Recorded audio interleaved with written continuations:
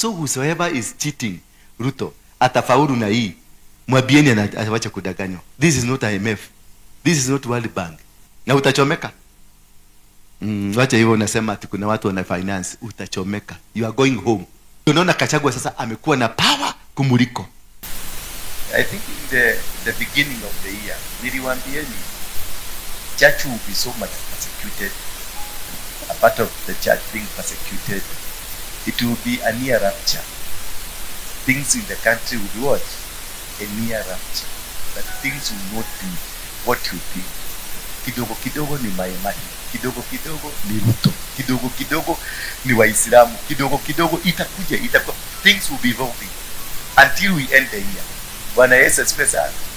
And the things, kama watu wanafikiria they have a way of trying to contain these things, you need a lot of peace.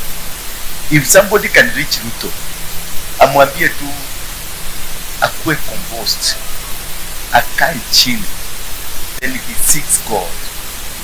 He repeats the statement he made that I have been prayed into power. That is the most dangerous statement that he made, meaning he is not himself. His authority, being the president of Kenya, it is not his. He was prayed into. So it was not his agenda. It was not his capacity to be where he is. It is the people who prayed him into power that are controlling him. If you deviate from the same people and you move away from the people who took you to power, it means the power that they used to gravitate you towards where you are, it is no longer with you. My friend, you don't go for now for the technical advisors. You don't go now for kina John D. Anaitwa D ama anaitwa nini? Day. Like you tunakuita Day. CD anaitwa Day. The government of Ruto, it is not a political government. This is what they need to understand. It is not what? A political government. It was not of a vote government because he never won. He never won the elections and he never lost the election. Did you understand that? Are you catching me? He never won the election and he never lost the election. Some people say he has rigged. Some people say they had the deep state. Some people say he had the system. The system was on the side of Uhuru and Raila. He didn't have the system, but God propelled him because of the prayers that people prayed. He was propelled into the seat. Therefore, whatever this man does, hata kuenda choo, he needs the same spirit that put him in that office. Bwana Yesu asifiwe. Hata kukojoa yenyewe, you need to ask God, can I go now for susu? It is not him. He has no allegiance to human. His allegiance is only to God. Because it is God who made him to sit. When we voted for Uhuru, it is we who made Uhuru to become the president because he had the majority votes. When we voted for Kibaki, we had the power to question Kibaki because Kibaki had the majority vote. Did Ruto have majority vote? Do you know how he was sworn in? Even the judges themselves, they told us, go pray to the God you are praying. And we go to pray to our God that we are praying. Then God will tell us who won. Did you understand that statement? Walituambia tuende tuombe Mungu ule tunaobaga. Na wao waende wakaombe ule Mungu wanaobaga. Huyo Mungu atasema ni nani? Because they did have. Walipeleka lawyers huko walisema hiyo lawyers alikuwa anasema nini? Tikitaka tikoto, tikitiki tokoto. Hiyo, that is all what they understood. When Baba was coming from the court, Baba was very sure he's going to be announced the president. Ruto was also very sure he was going to be announced the president because there were no argument based on the election that were in the high court. Hakukwa, the Supreme Court. There was nothing. Hii si kama ile ya Kibaki, si kama ile ya Uhuru alijenda kujikuna na huko Mugogo. Hapana, it is God who installed Ruto. It is not Murkomen. It is not hiyo mwingine wa class 2 anaitwa nani? Sudi. Bwana Yesu asifiwe sana. It is not those people. It is not yakina Osoro. We school together with the yakina Osoro. It is not them. It is not the technical advisor. It is not IMF. It is not America. It is not the parliament. He was installed by God for a purpose. Ruto is a purpose president, not a leader. He is not a king. He is not a leader, but a purpose created personality for a particular purpose. And when that purpose comes to an end, it doesn't matter whether he was to stay for 2 months. As long as the purpose imeisha, he gets out. That is why the uprising in Kenya, it is not man or man organized. It is God organized. So waacha kusema tukuna mtu wana finance. There is no one who is financing those boys and those girls. No one.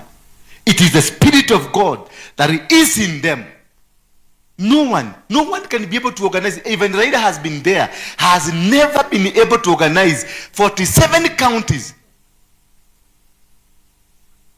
Nobody in the history of Kenya that has there been anybody being able to organize demonstration. Baka Sugoi kwako nyumbani.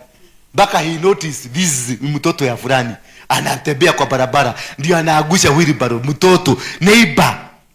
And you know, zamani when politics were guided tribolically, we will go Kikuyus who will defend our own Kikuyu. These guys, they are not Kikuyus. These guys are not Luos. These guys are not Kalenjins. These guys are Kenyans propelled by the Spirit of God.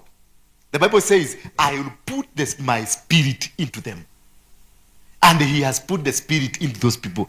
Blaming anybody, you are wasting your time, Mr. Ruto. Completely. Just go back to Karen. Even you can remove Gachagua for 2 days. Go back to Karen, where you initiated the altar that propelled you to power. Because in Karen State House, that is where they raised the altar. That is where Kina Wairimu were there, and there is genuine men of God gathered there.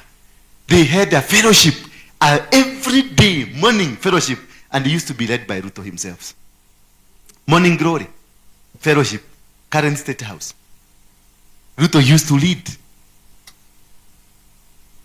And the Gachagua used to lead also. Pastor Dorcas used to lead. And huyu mwingine ito nani? Rachel, they used to lead. People will fellowship there every morning. And they used that altar. That is why Ruto went to 47 counties visiting churches. He was raising altar. He was not giving offerings. People never understood. And that is where the demonic agenda tried to stop him. Don't take money to church. Because for Ruto, he knew to remove the government, the regime that is operating, you need an altar, not a vote. Bwana Yesu asifiwe sana. And he raised 47 altars in the country. That is why you have 47 fires in the country. That is why Sugoi people are fighting him, because he enshrined them into the altar. Even Gachagua anaongea hapa anasema vijana, my sons, my daughters, speak, listen to me. They will not listen. They are listening to the altar.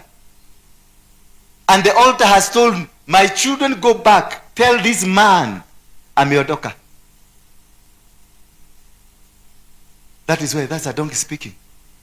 So whosoever is cheating Ruto, atafaulu na hii, mwabieni atawacha kudanganywa. This is not IMF. This is not World Bank. This is not China. This is not Uhuru Kenyatta. Nobody is attacking you, Ruto.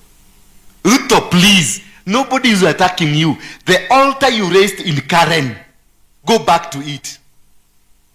Go back and resolve with it, because that is what propelled you to power. You have moved, shifted away from it. That is why it is putting fire on you. Na utachomeka. Wacha hivyo unasema ati kuna watu wana finance, utachomeka. You are going home. If he doesn't, whatever that started you, maintain it.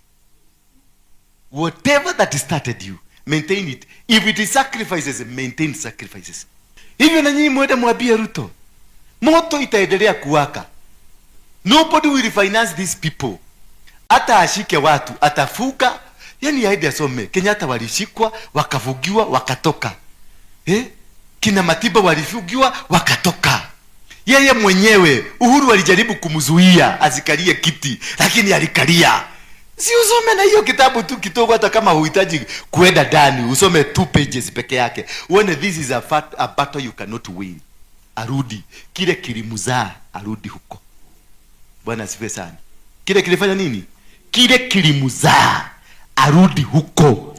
Kile kilimuzaa, kilimuzalia Karen, kule Gachagua wako. Ndio naona Gachagua sasa amekuwa na power kumuliko, kwa sababu amekalia nini? Kile kilimuzaa kiko na Gachagua saa hizi, na ndiye yeye ana sustain. Ndio naona anajiita, bibi yake anajiita nini? Mama Boys. Si bibi yake anajiita Mama Boys na wanamsikia. Yes, it was a sacrifice. Jacob wakati bigu yake ilifunguka wapi? Akiwa mji gani? Betheli. Betheli ni wapi? Betheli ni pale Abraham alikuwa anataka kutoa his son. The same place, the same position. Hapo ndio alikuwa amewekelea mtoto achije. Alipoenda karara kwa hiyo jiwe, na hakuwa anajua, alipoenda karara kwa hiyo jiwe, bigu ikafunguka, because there is a promise. That is an altar. Wherever they did, mahali popote walienda wakatoa sacrifice, paliitwa jina. Gideon mahali alikutana na malaika wa Mungu, akakimbia nyumbani, akalete kabuzi na kamkate ambako akajachachwa. Mahali waliwekelea mawe kakachomeka, Gideon alipaitaje? The altar of peace. And until today it is the altar of peace. Wherever you lay a sacrifice, wherever, it becomes your altar. If you come here, you lay a sacrifice hapa, it becomes your altar. It becomes a covenant between you and your maker and God, kwa sababu ya hiyo communication mumekuwa nayo hapa into this altar. Hiyo communication is documented, so wherever you go, the documentation will remember what you did here. So if I pray for the people to be blessed, kama kuna blessing itatoka, itakufikia wherever you are. Then Ruto made a covenant between him and God in Karen. And he told God, mimi sina uwezo, mimi sina deep state, mimi sina nini. Even he didn't have a party. They didn't have money. There's some time they were completely stranded. They didn't know wataenda wapi. Somebody from some Nigeria akawaya in pesa akawapatia, because the campaign was to collapse.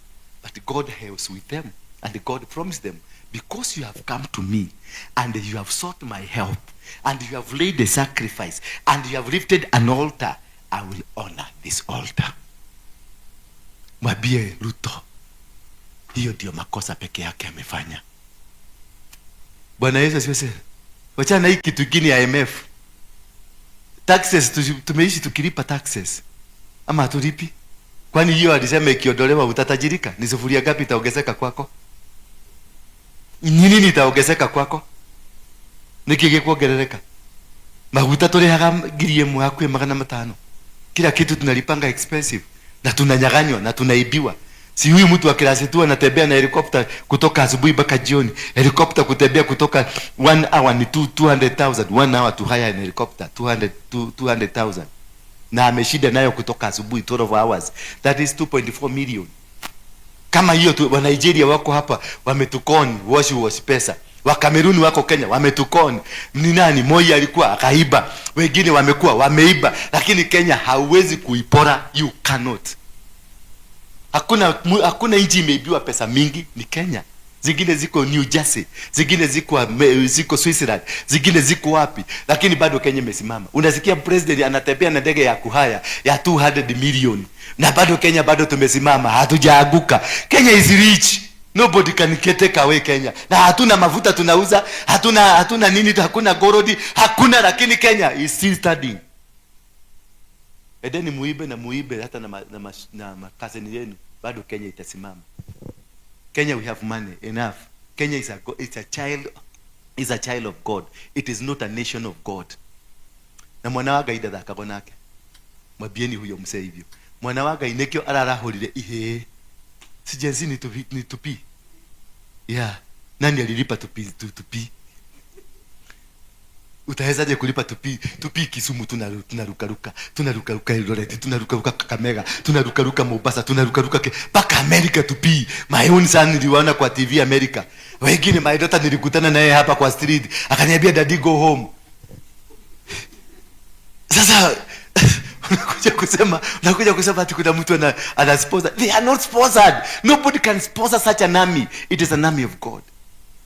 God told me he raised 52,000 of them, and he's going to raise 300,000 of them in the coming days, until arudi kwa madhabahu.